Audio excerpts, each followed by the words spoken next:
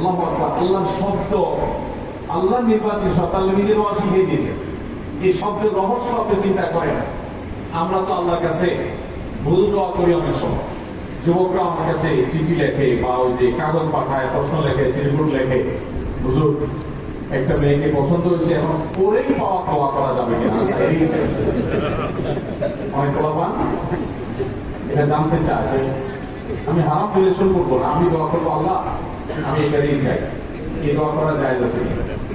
আমি বলি দোয়া করা তো জায়েজ আছে, কিন্তু তুমি যেটাকে মনে করছো রাবেয়া বসরি, এটা তো সাক্ষাৎ শয়তান হতে পারে। পারে কি পারে না?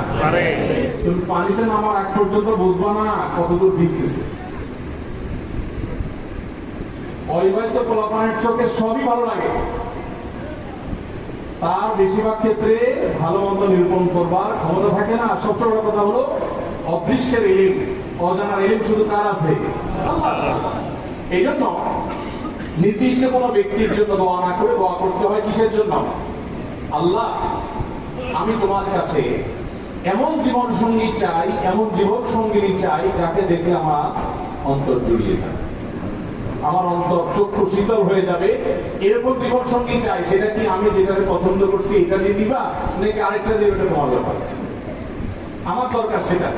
আর পার্টিকুলার কোনটা যদি চান, বহু ছেলে মেয়ে চয়েস করে বিয়ে করেছে, আছে না নাই? বিয়ের আগে কত মহব্বত, কত ভালোবাসা, উতাল ফতাল, কত সব ঢেউ তরঙ্গ, এরপরে চলে চলে, আছে না নেই? এই জন্য আল্লাহ তাআলা দোয়া শিখতে পারে। আপনি যদি মনে করেন, ছেলে হিসাবে মনে করেন আল্লাহ